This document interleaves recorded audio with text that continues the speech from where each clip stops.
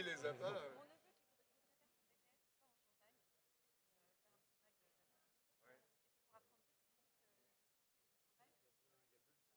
publics sont vraiment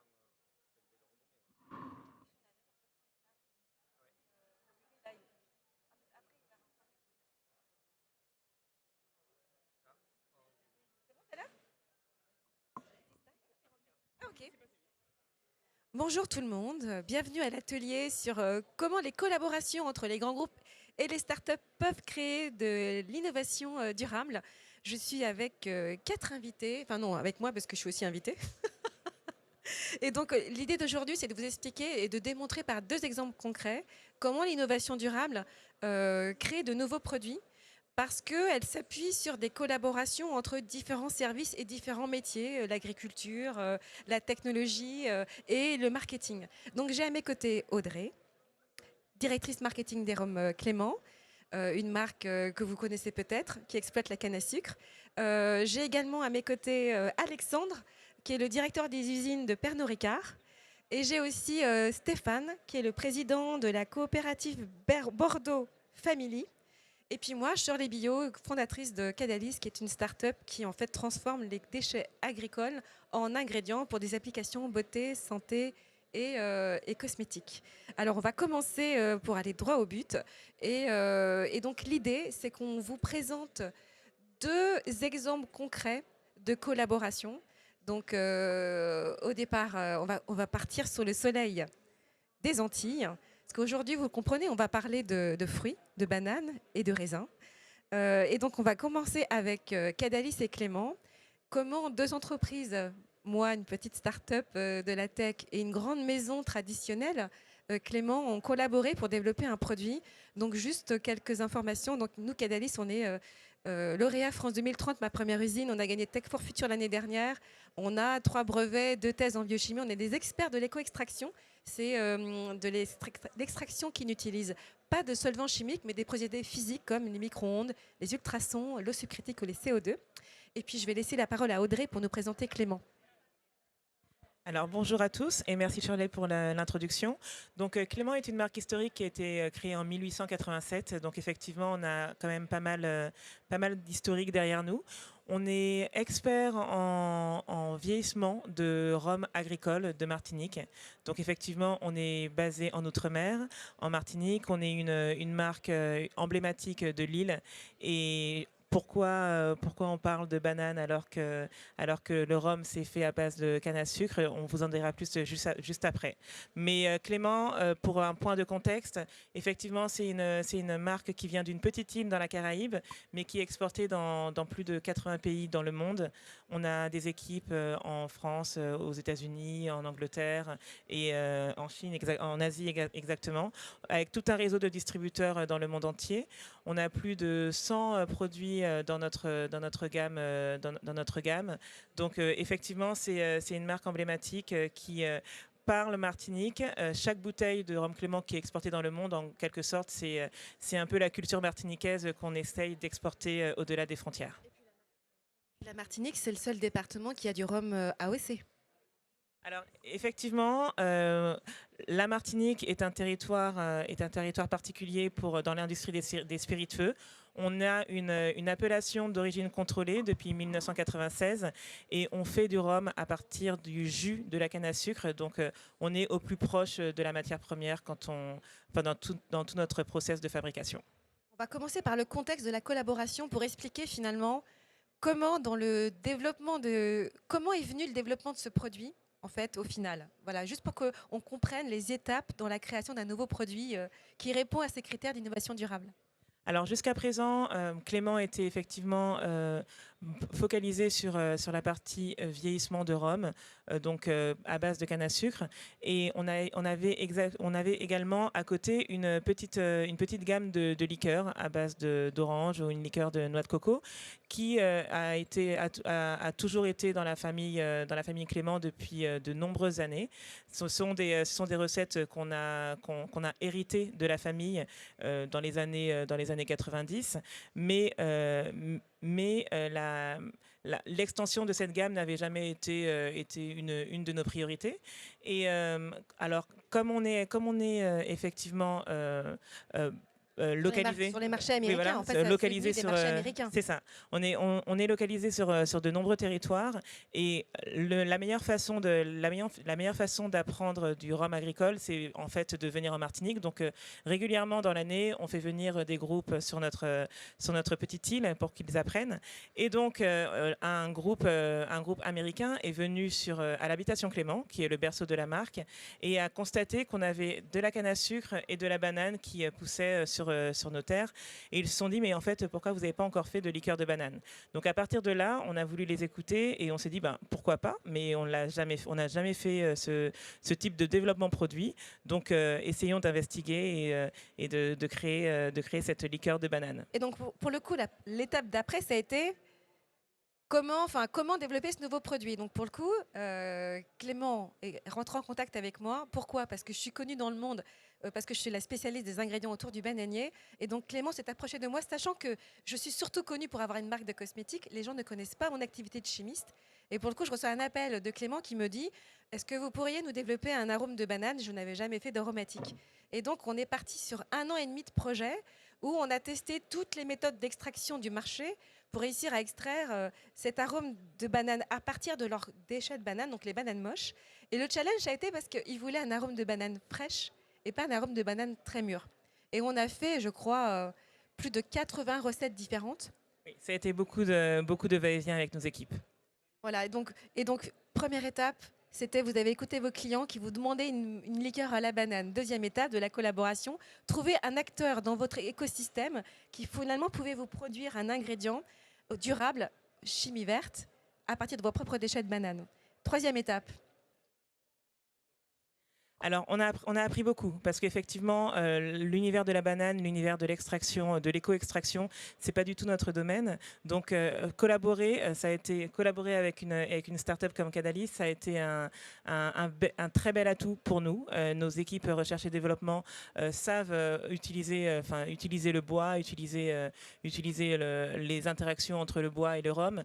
Mais par contre, pour tout ce qui est formulation, c'est quelque chose qu'on ne connaissait pas. Donc, s'adapter à un nouveau contexte, à une nouvelle industrie, échanger beaucoup avec les équipes de Cadalis, ça a été une très belle opportunité pour nous de s'allier en quelque sorte avec des experts plutôt que de perdre du temps à essayer de faire des choses nous-mêmes. Et dans les retours que moi je peux faire de mon côté, une grande maison traditionnelle qui fait un alcool à base de rhum, qui sont quand même des techniques assez ancestrales, c'était aussi de leur dire que faire un nouvel ingrédient, c'est pas si simple et ça prend du temps.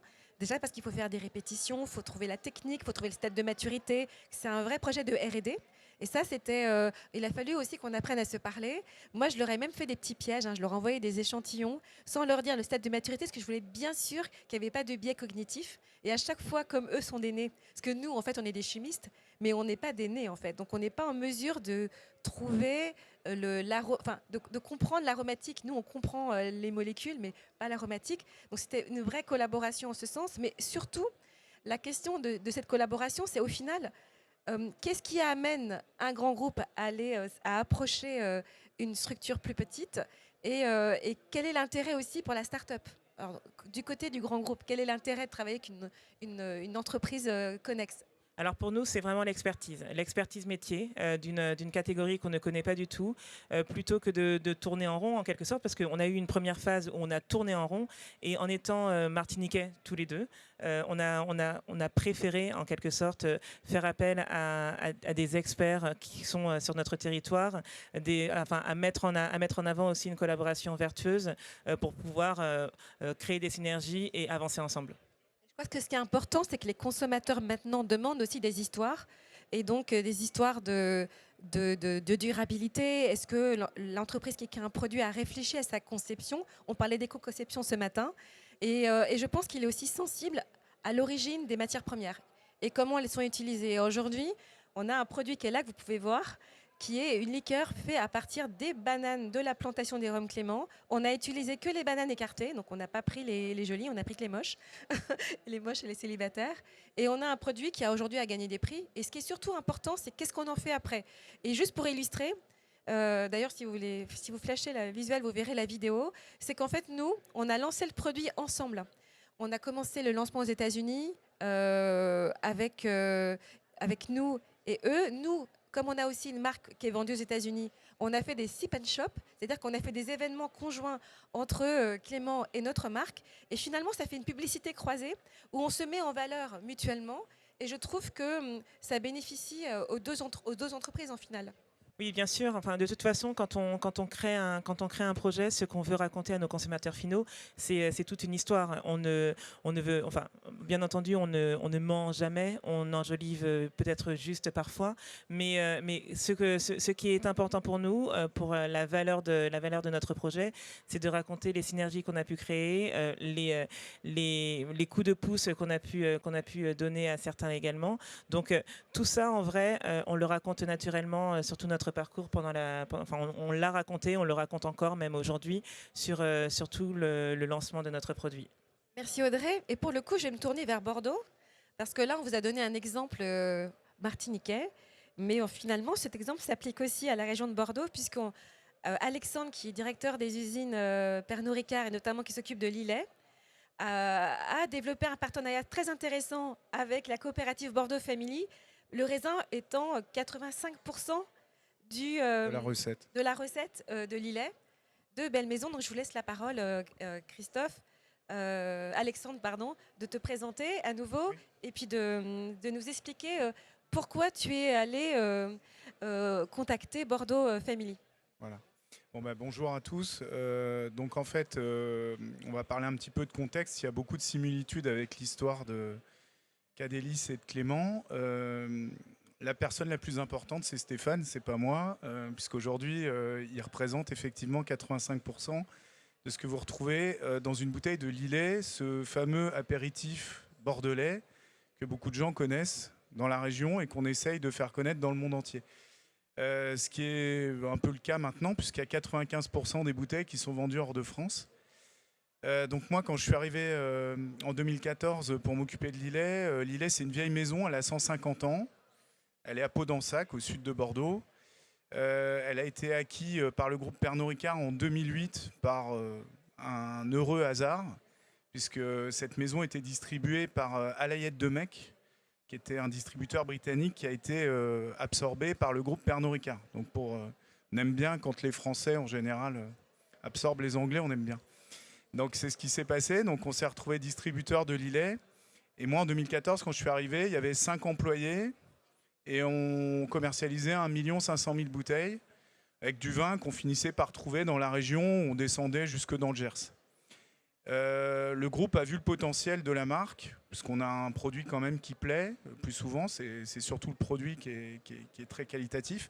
Et moi, je me suis dit tout de suite que pour être, comme on l'a vu dans l'exemple précédent, tout à fait véritable et authentique, il fallait qu'on développe un partenariat et qu'on soit capable d'accompagner la croissance, si croissance il y avait, localement. Donc ça, c'est le contexte. C'est une croissance continue, puisque en 10 ans, aujourd'hui, on fait 17 millions de bouteilles. Donc en 10 ans, on est passé d'1,5 million à 17 millions.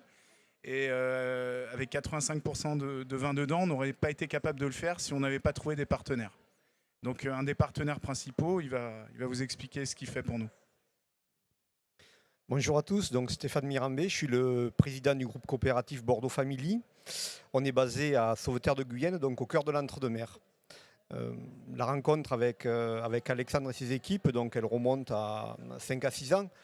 Et je sais pas, ça a matché dès le départ. Il y a une véritable ambition de faire vivre un territoire. Quand on habite Sauveterre, on est au cœur de l'Entre-deux-Mers, alors je le dis par boutade, où on travaille dans les vignes, où on travaille au supermarché. Il n'y a rien d'autre. Donc notre territoire, c'est la vigne.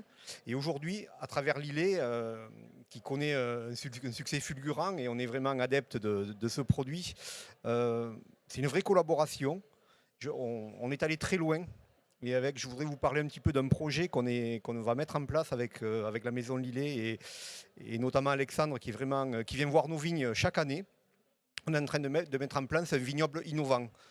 Souvent, l'actualité, elle décrit l'actualité viticole. Des fois, elle n'est pas très sympa avec nous. C'est vrai que souvent, la viticulture est aussi associée à la chimie, au traitement. Et donc, on a un programme de plantation de vignes, de cépages résistants. Voilà, c'est des vignes qui nécessiteront 1 à 2 traitements par an, contre, on peut dire, parfois 10 à 20 traitements quand on a des printemps très humides. Donc c'est vraiment un choc, c'est vraiment une petite révolution. Alors là, on n'est pas sur du greenwashing. Je pense qu'on va très loin. Là, on s'engage, quand on plante des vignes, c'est pour 20 à 30 ans et la révolution est en marche. Et moi, je remercie Alexandre d'y avoir cru. Alexandre, il nous a acheté la première cuve de cépages résistants en 2024. 350 hectolitres. Et donc, il y a tout un... Voilà, on va mettre en place un vignoble. Et ce sera un partenariat gagnant-gagnant. Il y aura des prix définis, il y aura des volumes définis et sur du très long terme. Et l'agriculture, aujourd'hui, elle a besoin de ça. Finalement, qui est venu? C'est Pernod Ricard qui est venu. En fait, l'ambition d'avoir un apéritif bordelais, enfin moi je sais pas comment les gens voient les choses, mais moi quand on appelle apéritif bordelais, il faut que le vin il vienne de Bordeaux, quoi. Enfin, ça me paraît évident. Donc ça c'était l'envie effectivement de l'équipe de Lillet. Après les gens ils étaient déjà en place, hein. La place de Bordeaux elle s'est pas fait en 2 jours. On a même une arena maintenant, vous voyez, donc ça s'est pas fait. Voilà. Mais pour le coup, Stéphane, est-ce que vous auriez pensé à aller voir Pernod Ricard en premier? C'est juste une histoire, enfin, c'est une rencontre. Oui. Ça a matché, il y aurait pu avoir Lillet, mais si c'était pas Alexandre ou ses équipes, ça aurait pas matché tout court. C'est vraiment une relation. On va vous dire la vérité, la première fois que j'ai rencontré Stéphane, on a validé le projet pour les cépages résistants, et le lendemain, je voulais lui commander le vin. Moi, je savais pas qu'il fallait attendre 2 ans ou 3 ans. Faut être honnête, chacun. Donc là, je rejoins l'échange d'Audrey et de Shirley tout à l'heure. Nous, ce qu'on a été chercher avec Stéphane, c'est l'expertise du métier. Alors, on a des œnologues dans l'équipe, on a des gens qui connaissent très bien tout ça, mais des gens qui fabriquent du vin de A à Z, qui plantent pour avoir des rendements définis avec des objectifs, donc de la conduite de vigne. On n'en a pas dans l'équipe. Et donc, il nous a paru évident pour accompagner notre croissance, puisqu'on peut toujours un jour imaginer investir dans la vigne, dans des domaines, dans tout ça, mais pour ça, il faut des garanties. Moi, je suis plutôt un garçon qui va aller chercher l'expertise là où elle est, et puis si demain, quand les choses sont établies, les marchés maturent et que le business est installé, là, on peut réfléchir autrement. Mais là, on démarre vraiment de rien. Il y a 10 ans, on démarre de rien. C'est vrai, je vais laisser la parole après à Audrey. Quand on démarre une collaboration comme ça entre une grande société et puis un acteur complémentaire, il faut apprendre à se connaître et à connaître nos métiers respectifs. Et tout comme pour vous, avec la mise en culture et de voir que ça prend autant d'années, mais nous, c'était pareil. C'est que développer un ingrédient en chimie, ça prend du temps. Il y a de la réglementation, de la caractérisation à faire, des normes à respecter, des enregistrements à faire aux États-Unis. Et il y a aussi, c'est aussi 2 cultures différentes aussi pour travailler ensemble. Moi, je vois, par exemple, c'était de gros investissements qu'on a forcément facturé. Donc, il fallait aussi accepter d'investir dans...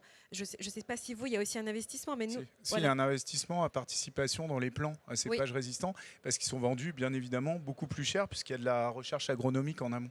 Parce que nous, en fait, plus petite entreprise, on a besoin aussi de l'accompagnement financier des grands groupes, si je peux me permettre, pour justement développer ces innovations attendues pour le futur. Et puis, il y a... c'est ça, c'est vraiment... comprendre l'écosystème des petites entreprises et se mettre un peu à leur niveau. Et Audrey, si tu peux rebondir aussi sur finalement pourquoi vous êtes venu, parce que vous auriez pu sourcer votre ingrédient chez un grand faiseur qui avait déjà ça en catalogue, plutôt que d'attendre 1 an et demi, sachant que je précise qu'ils étaient très stressés parce que le produit devait être lancé sur le marché. Et nous, l'enjeu, c'était du passer du laboratoire à l'industriel. Alors, on avait déjà fait plusieurs cycles de développement en interne et effectivement, on ne trouvait pas de porte de sortie. Donc, effectivement, sur tout ce qui est innovation, en vrai, on peut toujours faire, on peut toujours investir, mais il y a aussi la contrainte de pouvoir répondre à des besoins du marché et le marché n'attend pas forcément. La société change, les goûts des consommateurs changent, on n'est pas le centre de la Terre, donc on peut nous oublier facilement. À un moment donné, il faut qu'on avance plus vite. Donc, aller chercher les experts là où ils sont, connaître, enfin, bénéficier de leur expertise, des études qu'ils ont déjà faites, ça nous fait en fait gagner du temps et encore une fois, ça nous permet de grandir, d'apprendre et de rencontrer différentes personnes. C'est aussi toute une aventure humaine qu'on a créée avec ce projet.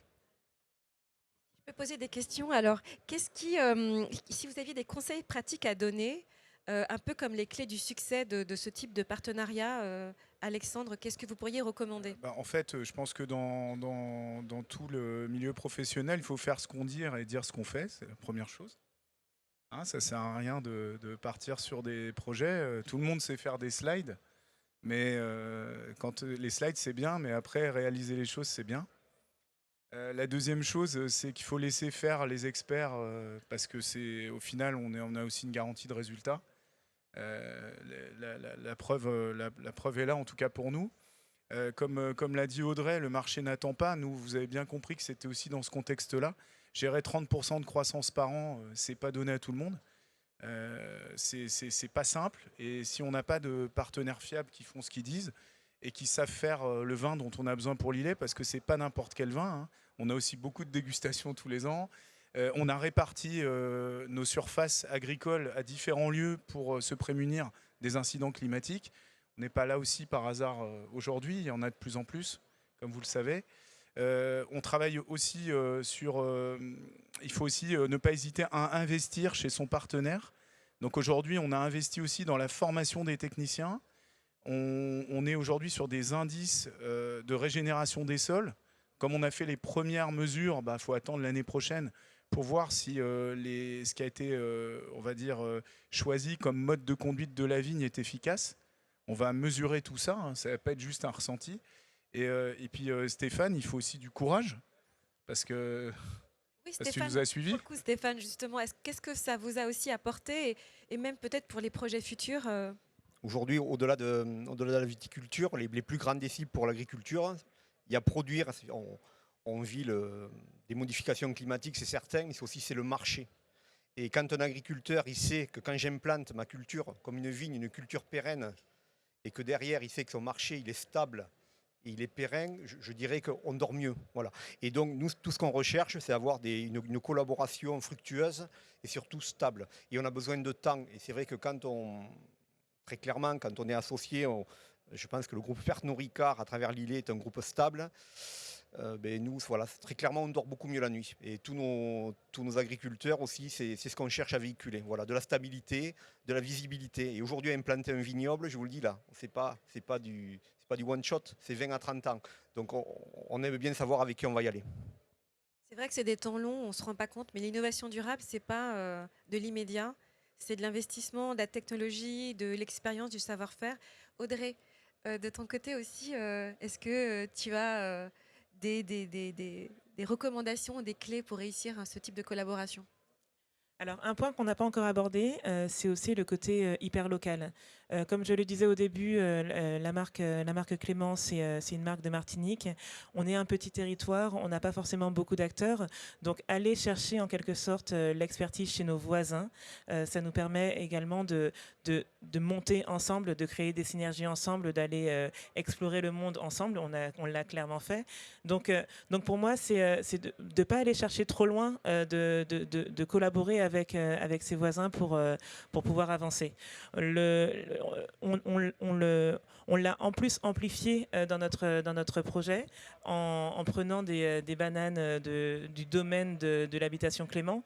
Donc ça, on n'aurait pas forcément pu le faire sans l'expertise que nous a donné Cadalis sur ce projet, d'upcycler les déchets de la banane, de venir créer des cercles vertueux autour de cette agriculture. Donc, juste en toquant à la porte du voisin, parfois, ça aide et ça nous permet d'aller plus loin, plus vite et d'être encore plus compétent.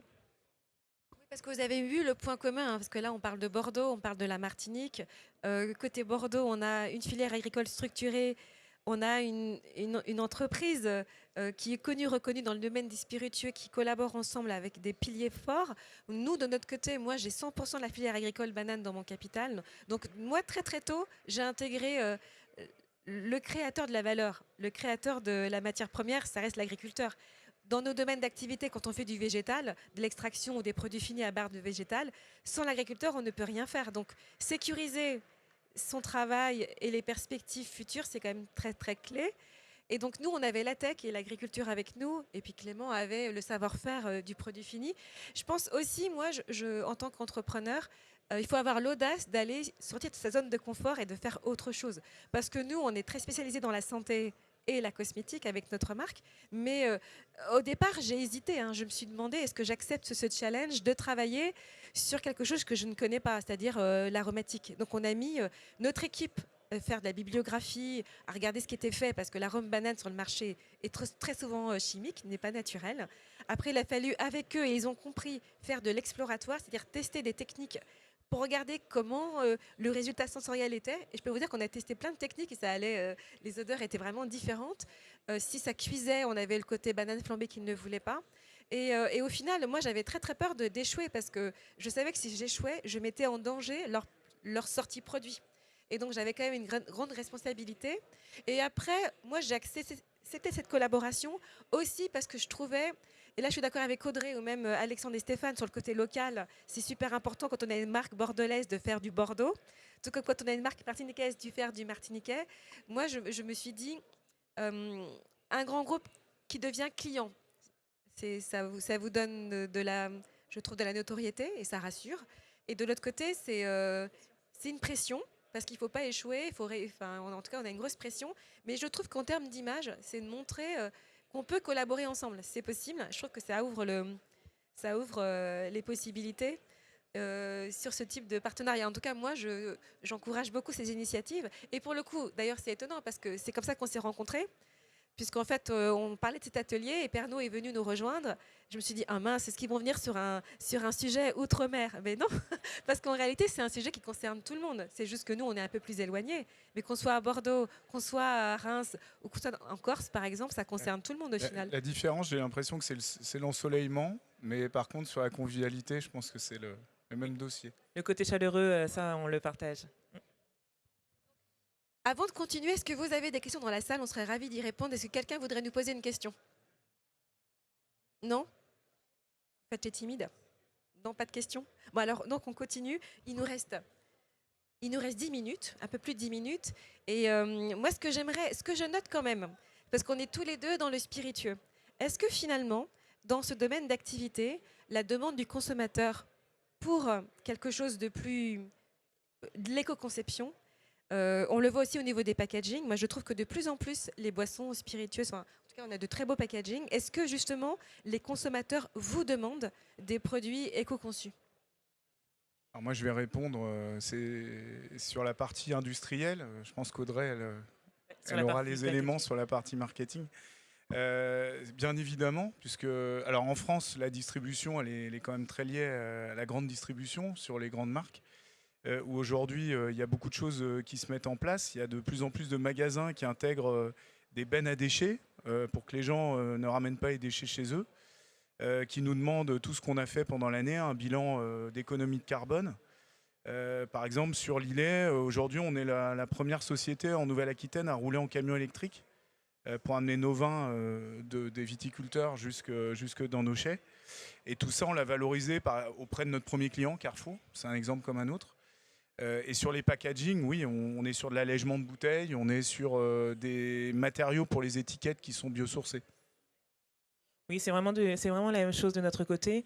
Une étude est sortie il y a quelque temps qui questionnait le consommateur sur les critères de choix en magasin. Et effectivement, la notion d'éco-conception ou alors en tout cas d'impact environnemental plus faible a grandi de 6 points entre 2024 et entre 2023 et 2024.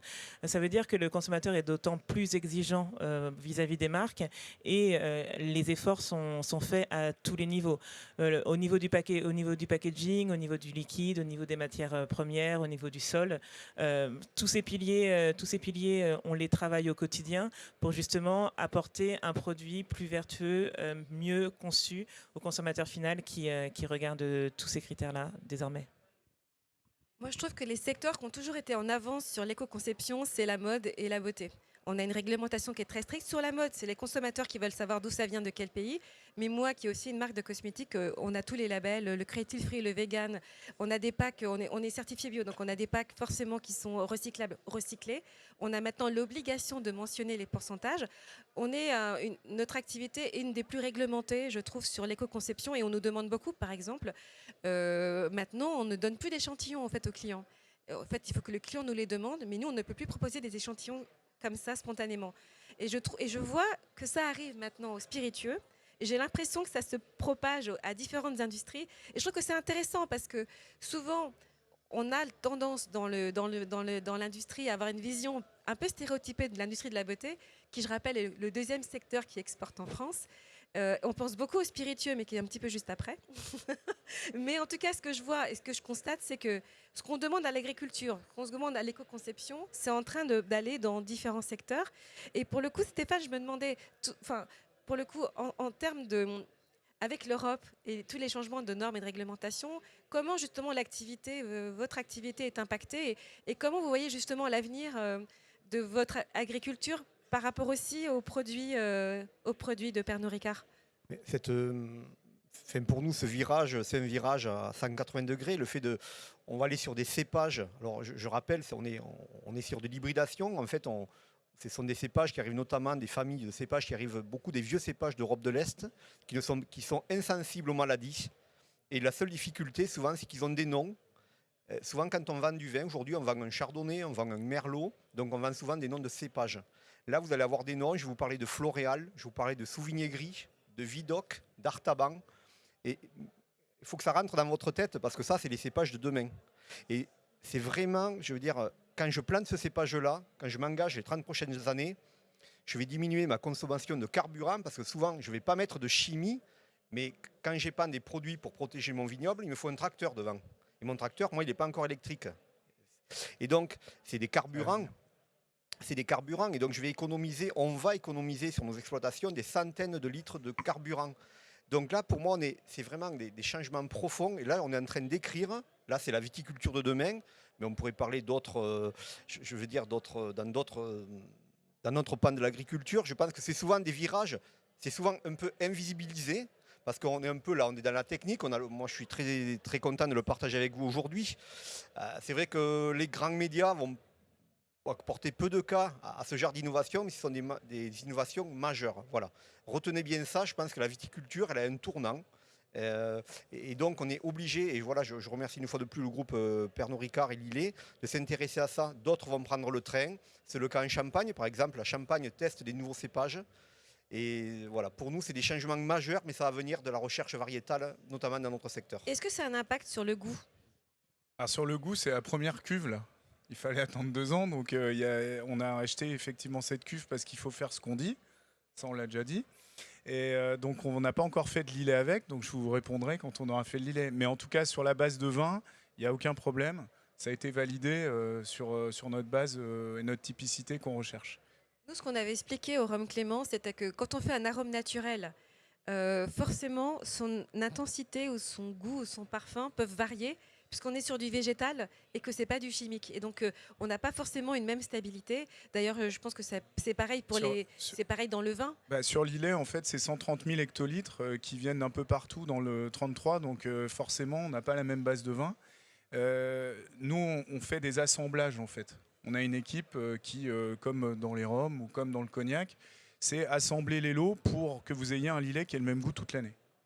C'est un peu comme Clément. Moi, je leur expliquais justement que l'arôme d'une production à l'autre n'est pas le même. Si par exemple il a beaucoup plu, on peut avoir des bananes qui ont moins de parfum que si on a eu beaucoup de soleil. Et donc effectivement, ce travail de l'assemblage, ça fait partie aussi des étapes dans le développement du produit. C'est comment, quand vous recevez vos matières végétales, et comment vous les adaptez, vous les assemblez pour que finalement, à la fin, le consommateur ait un produit identique. Je sais pas si... De toute façon, ça a été la même chose pendant le développement du projet. Le recettage originel qu'on a pu développer avec l'arôme de Cadalis ne se reflétera pas forcément dans le prochain lot parce que l'arôme est différent, la canne à sucre est différente, pareil, influencée par la météo d'une récolte à l'autre.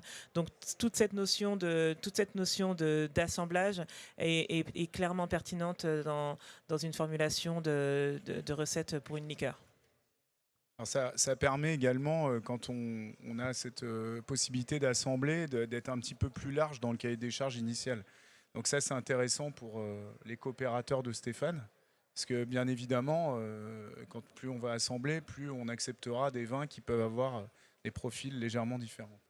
On travaille avec la nature, donc de toute façon, on est obligé de s'adapter. Alors, est-ce que vous pensez que face à la concurrence, parce qu'on voit bien qu'en ce moment le marché se contracte partout avec les droits de douane, etc., est-ce que vous pensez que justement ce type de collaboration, c'est la voie vers laquelle aller dans le futur pour justement être plus fort en tant que Français, pour aller conquérir des marchés à l'international et rester aussi fort sur nos marchés nationaux?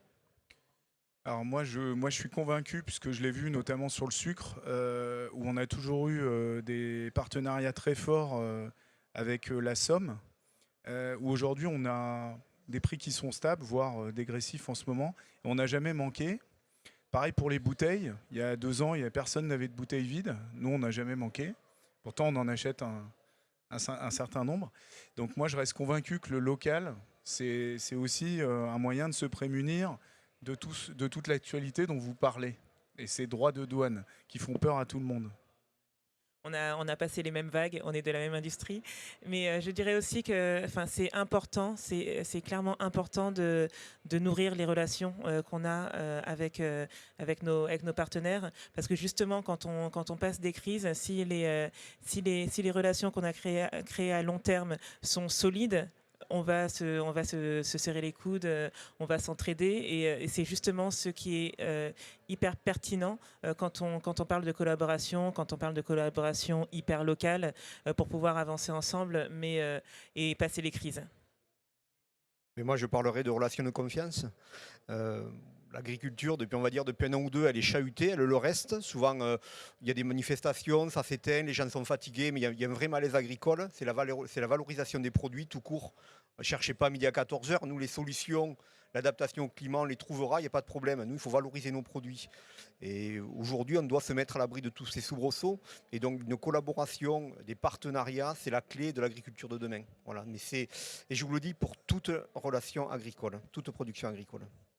En tout cas, moi, ça m'a beaucoup aidé dans mes activités, et notamment une des nouvelles, puisque moi, je me lance dans l'industrie avec une usine d'éco-extraction. Et avoir ce partenariat avec les Roms Clément, ça m'a beaucoup aidé parce que quelque part, c'est le premier client d'une usine. Et ça, entre guillemets, c'est un peu comme une certification, une garantie de confiance. Ils peuvent aussi vous recommander. Moi, ils m'ont fait des lettres d'intention. Ça a beaucoup rassuré les collectivités parce que j'ai répondu à l'appel à projet France 2030 qu'on a gagné. Et je pense qu'on a gagné entre autres parce qu'on a montré comme exemple cette collaboration comme potentiel futur et avenir de développement pour notre futur site.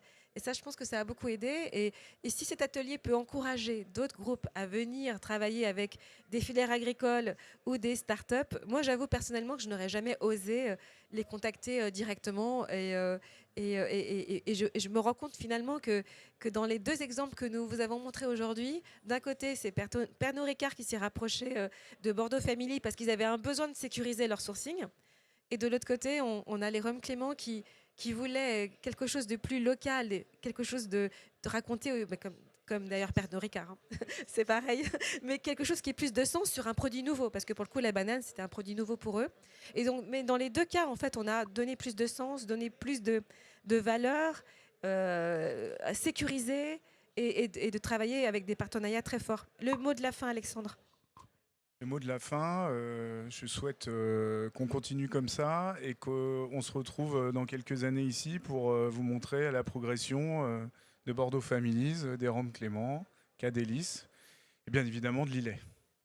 Stéphane. Mais moi, je dis gardez la foi, ayons confiance. Je pense qu'on est invité aujourd'hui à ce colloque qui est vraiment dédié à l'environnement. Moi, je peux vous dire qu'à l'agriculture, il y a des changements profonds qui s'opèrent. Vous ne les voyez pas. Moi, tout ce que je vous ai parlé depuis tout à l'heure, je pourrais aller encore plus loin.